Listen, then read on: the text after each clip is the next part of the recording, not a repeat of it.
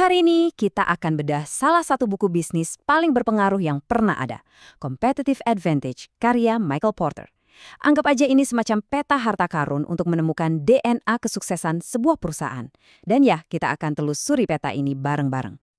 Pernah nggak sih Anda mikir, kenapa ya ada perusahaan yang kayaknya menang terus, sementara yang lain kelihatannya berjuang mati-matian cuma buat bertahan? Nah, pertanyaan besar inilah yang menjadi inti dari kerangka kerja yang akan kita bongkar hari ini.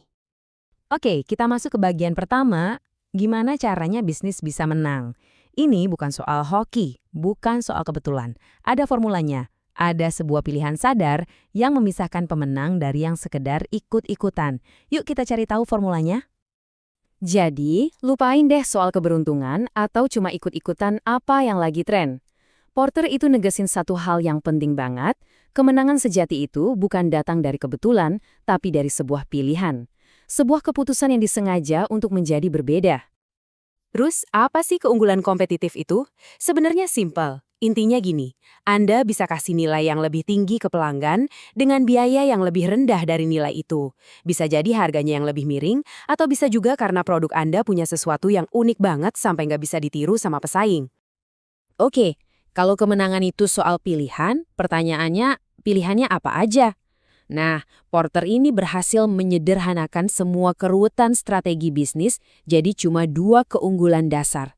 Anggap aja ini persimpangan jalan paling fundamental yang harus dilewati setiap bisnis.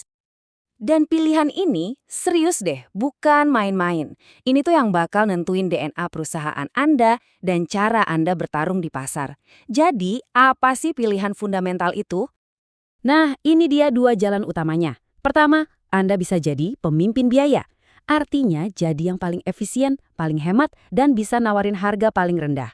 Atau jalan kedua, Anda pilih diferensiasi. Artinya jadi unik, jadi istimewa di mata pelanggan, sampai-sampai mereka rela bayar lebih.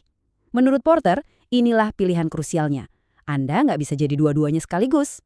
Menjadi pemimpin biaya itu artinya terobsesi sama efisiensi. Setiap rupiah itu dihitung. Coba bayangin perusahaan kayak maskapai penerbangan LCC atau supermarket grosir. Mereka itu bukan jual barang murahan ya, tapi mereka udah bangun sistem yang efisien banget buat neken biaya di semua lini. Nah, di sisi lain, diferensiasi itu bentuknya macam-macam. Bisa dari desainnya yang ikonik, kayak produk-produk Apple kan, atau layanan pelanggan yang legendaris, atau mungkin teknologi yang paling canggih. Intinya adalah menciptakan sesuatu yang bikin pelanggan mikir, wah saya maunya yang ini, dan harga bukan lagi jadi masalah utama. Oke, jadi kita udah punya dua pilar nih, biaya dan diferensiasi. Tapi tunggu dulu, ada satu elemen lagi yang bakal menyatukan semuanya, jadi tiga jalan kemenangan yang super jelas. Yuk kita lihat kerangka lengkapnya.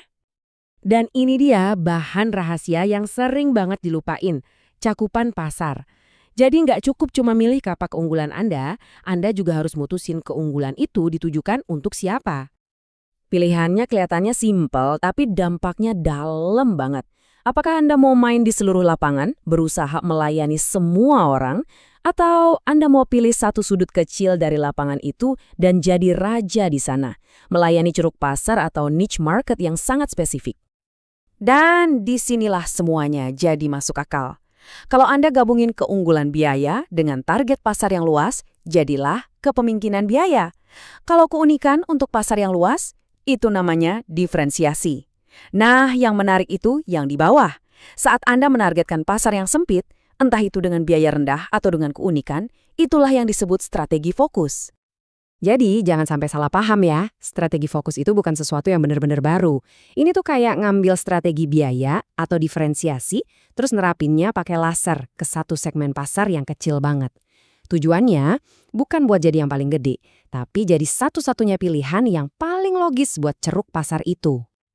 Oke, petanya udah ada nih, 3 strategi utama. Tapi, gimana caranya kita nemuin keunggulan itu di dalam perusahaan kita sendiri? Di bagian ini, kita pindah dari apa strateginya ke bagaimana cara menemukannya, dengan sebuah perangkat yang sangat powerful. Nah, ini nih pertanyaan jutaan dolarnya kan? Teori sih oke, tapi di mana persisnya kita harus cari keunggulan ini dalam operasional kita sehari-hari? Untungnya, Porter juga ngasih kita alat buat membedah perusahaan. Namanya rantai nilai. Coba deh bayangin ini kayak mikroskop buat bisnis Anda. Alat ini ngebolehin Anda buat mecah perusahaan jadi kegiatan-kegiatan kecil dari logistik, produksi, sampai layanan purna jual buat nemuin di mana tepatnya Anda bisa pangkas biaya atau nambahin keunikan. Ini tuh mesin utama di perusahaan Anda. Setiap kotak ini adalah satu mata rantai. Keunggulan kompetitif Anda itu pasti tersembunyi di salah satu mata rantai ini. Mungkin Anda super efisien di bagian operasi, atau tim marketing Anda yang paling jago.